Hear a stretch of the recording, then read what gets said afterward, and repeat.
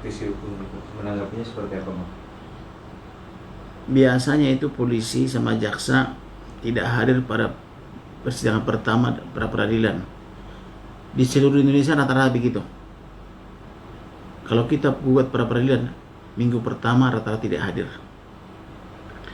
Namun minggu kedua akan hadir. Gitu ya. Jadi penasihat hukum atau pengacaranya sabar aja, minggu kedua atau hari Senin depan pasti hadir. Tapi itu memang sudah lumrah terjadi ketika memang ada orang yang bicara soal pra-peradilan gitu ya, sidang pra-peradilan itu memang sudah lumrah, Bang, untuk pihak Polda atau itu tidak hadir gitu. Itu sudah kebiasaan bahwa mereka itu digugat dimanapun tidak hadir pada minggu pertama. Di Mabes Polri juga saya gugat, walaupun Jaksa Agung sangat dekat dan pengadilan sangat dekat, hanya radius 500 meter, tidak hadir juga. Mau apa kita? Tapi untuk alasannya sendiri mungkin apa sih, Bang, kalau dari Abang? Ya minggu pertama tidak ada alasan, maka ditunda 1 minggu. Kemarin juga kuasa hukumnya Peggy bilang bahwasanya ini kan sidangnya dilanjutkan nanti di tanggal 1 Juli ya, Bang, pra-peradilannya. Tapi dari hakim bilang bahwa jika memang nanti pihak Polda Jabar juga tidak hadir lagi, sidang tetap akan dilanjutkan gitu. Iya, semua juga begitu, pra peradilan begitu. Kalau misalnya Polda tidak hadir atau jaksa tidak hadir pasti dilanjutkan. Tapi saya katakan hari Senin pasti hadir. Nah, informasinya apa kan gitu kan? Apakah Tapi kalau dari Abang sendiri menanggapi yang soal ketua RT ini, kan kalau yang kita bicara soal pada hari kejadian itu kan katanya dari beberapa orang yang saat ini menjalani hukuman itu kan kumpul-kumpul di rumah PRT gitu, dan banyak yang bilang maksudnya kenapa PRT-nya nggak diperiksa gitu, kenapa PRT-nya cuma diem aja sama anaknya gitu. Maksudnya banyak yang menyayangkan bahwasanya ya itu Pak RT itu kan otomatis saksi dari polisi, yaitu tugas polisi memanggil dan memeriksa Pak RT, memeriksa anaknya, memeriksa istrinya gitu loh, atau memeriksa siapa saja yang ada di rumah Pak RT itu, apa keterangannya. Itu adalah saksi charge, saksi yang memberatkan. Sedangkan saksi yang diajukan oleh PH-nya atau terdakwa adalah saksi ade charge. Tapi menurut Abang sendiri untuk Pak RT-nya sendiri patut diperiksa nggak sih, Bang, untuk dalam ini kan kasusnya naik lagi nih? Ya diperiksa dong, ya pasti diperiksa. Bagaimana keterangannya? Pasti diperiksa itu.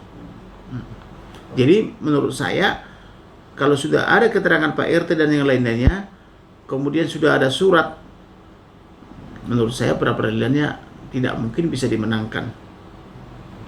Kalau soal penetapan tersangka, kenapa baru 2024? Ya memang begitu. Dia selama ini kan buron kan atau tidak menghadiri kan, itu kan tersangka menghilangkan diri, tidak mau dipanggil DPO gitu loh. Nah, kemudian kemarin baru ditetapkan tersangka itu untuk urusan pembunuhan gitu loh. Kemarin juga Propam sudah memeriksa Ibtu Rudiana yang hasilnya tidak terbukti melanggar kode etik nih, Bang. Iya. Gimana, Bang, tanggapannya, Bang? Ya memang Propam begitu. Kalau sudah diperiksa Ibtu Rudiana tidak ditemukan kesalahan, pasti dikatakan tidak ditemukan kesalahan. Dan Ibtu Rudiana ini kan korban itu. Anaknya meninggal. Benar nggak? Benar. Anaknya meninggal. Lalu kita bilang macam-macam, dibilang pengedar lah, apa segala macam, narkoba lah. Nah, buktikan narkobanya. Makanya kalau ada ibu-ibu yang ngomong narkoba itu, langsung maju ke polisi. Jangan cuma cuap-cuap begitu. Kalau dia cuap-cuap cuma seperti itu di televisi atau di apa itu di media-media, kan tidak bisa dipegang oleh polisi itu. Kecuali dia ngomong kantor, langsung datang kantor polisi, saya melihat atau mengetahui, pengetahuan saya begini, sesuai yang diutarakan di media-media itu. Saya bernama ini gitu loh kan. Nah, barulah itu menjadi keterangan. Itu pun harus minimal 2. Kalau sendirian kan nggak berguna. harus ajak teman atau ajak yang mengetahui gitu. Bang, ini kalau dalam banyak komentar itu banyak sekali pihak yang menginginkan abang menjadi kuasa hukumnya Peggy. Enggak, saya lebih tertarik jadi kuasa hukumnya korban. Karena saya melihat itu, mendengarnya saja saya sudah teriris-iris hati saya. Bagaimana korban itu diperkosa. Saya punya putri 5. Tidak bisa dibiarkan itu. Oh, berarti memang kalau dari hati nurani Bang Komarudin ini memang ingin membela. Saya paling benci melihat orang memerkosa. Karena memerkosa itu kan tidak mau perempuannya kan, tapi diperkosa gitu loh. Apalagi sampai mati gitu loh. Itu yang tidak bisa saya terima. Maka saya lebih tertarik jadi membela perempuan itu, membela Pina daripada yang lain. Iya. Mungkin alasan, maksudnya abang kalau dari alasan sendiri tidak mau membela Peggy karena apa sih bang? Ya karena Pina itu kan diperkosa sampai 10 orang atau 11 orang berganti-gantian.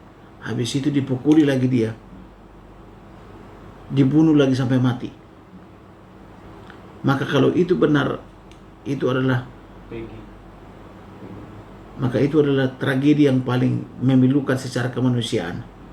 Maka saya tidak mau membela pelaku yang sangat sadis kepada Pina itu. Saya lebih tertarik membela Pina. Bang, sebelumnya yang menarik adalah saat ini kan Peggy Setiawan memang sudah ditetapkan sebagai tersangka bang. Tapi untuk unsur yang kita bicara soal saat ini unsurnya itu adalah Peggy Setiawan sebagai tersangkanya Pina itu. Diduga otak pelakunya itu dia. Tapi saat ini kan dia sampai di press conference dan segala macam itu dia bilang bahwasanya dia itu bukan yang membunuh gitu bang. Sampai kalau bukan dia yang membunuh, tinggal buktikan di pra-peradilan, bukan saya. Buktinya tanggal sekian bulan sekian 2016 ya, saya di Bandung, yang melihat saya di Bandung, saksi ABC, itu aja. Tapi berarti langkah yang sudah dilakukan oleh kuasa hukumnya Peggy Setiawan ini sudah tepat ya bang? Yang untuk sudah tepat. Kalau misalnya 2016 Peggy Setiawan ada di Bandung. Tapi jam berapa dilihatnya? Kalau jam kantor atau jam operasional kantor, ya wajar. Kemudian 1,5 jam sampai 2 jam kemudian kan bisa. Itu kan malam minggu. Paling lama 3 jam. Selesai kerja jam 5. Tambah 3 jam 8. Udah di Cirebon dia. Sedangkan kejadian jam berapa? 9:30. Apa yang tidak bisa? Jakarta Cirebon aja tidak lewat jalan tol, saya itu selesaikan 3 jam kalau malam hari, 4 jam kalau siang hari. Setelah tol sekarang 2-3 jam. Gitu. Wah, artinya jarak tempuhnya juga mungkin kalau dari abang pribadi masih harus dicurigai itu karena itu ya bang ya, maksudnya Iya. Nah, ada nggak orang yang melihat itu Peggy Setiawan dari sore malam sampai pagi? Kalau ada yang melihat, ya berarti bukan dia. Buat ya bang ya. Iya. Kan saya udah bilang selama ini, lakukan pra-peradilan caranya begini gitu loh.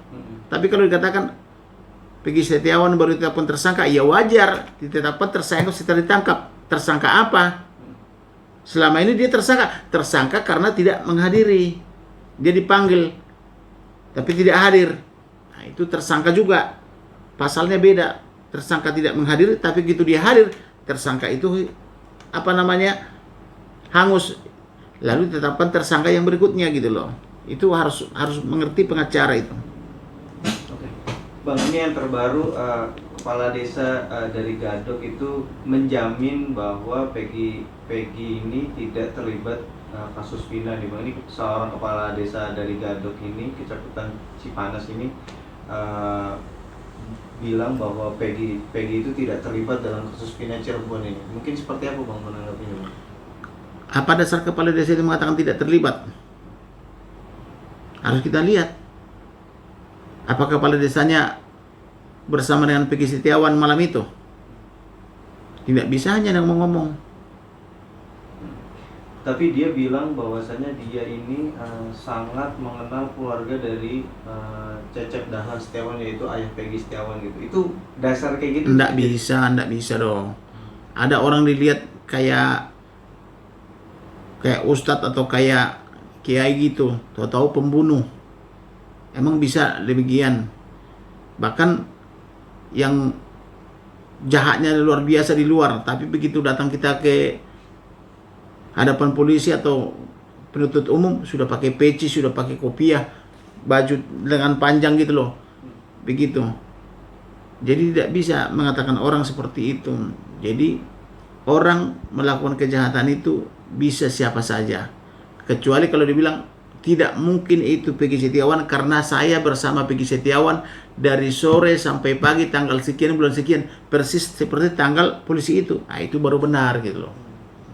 Bang, kalau dari abang sebagai praktisi hukum, bang, pertanyaan dari saya, ada harapan nggak sih bang bahwa kasus Vina ini akan terbongkar gitu cukupnya dan diketahui? Kalau presiden ikut campur, harusnya semua yang menghalang-halangi akan pergi atau akan sirna, sehingga siapapun yang pelakunya itu akan terbongkar. Contoh misalnya ibu-ibu yang di Cirebon ya, dia bilang, anak saya 4 loh, 5 sama Peggy Setiawan. Nah itu maksudnya apa? Apakah benar anak dia 5 atau 4? Apakah anak dia benar-benar Peggy Setiawan?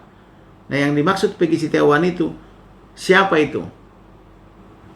Nah kalau memang ada anak dia Peggy Setiawan, diperiksa apakah benar dia akpol. Itu mencederai akpol juga, harus diperiksa apakah ada anak-anak yang di akpol sana itu ada bernama Peggy Setiawan. Itu diperiksa, bisa juga gitu loh. Berarti kalau dari abang sendiri, kalau untuk melihat kasus ini tuh bisa aja ya bang ya? Bisa aja kalau saya jadi penyidiknya, nggak perlu 1 minggu akan segera terungkap gitu? Terungkap. Itu kan hanya permainan kata-kata aja. Bodoh itu sampai 8 tahun begini baru jelas tersangkanya.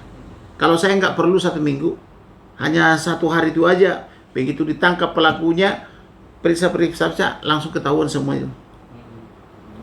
Itu pun kalau memang tidak ada film mungkin tidak akan seperti ini ya bang? Iya. Sebenarnya. Jadi ini sebenarnya karena ada film maka viral lagi, diungkap lagi gitu loh.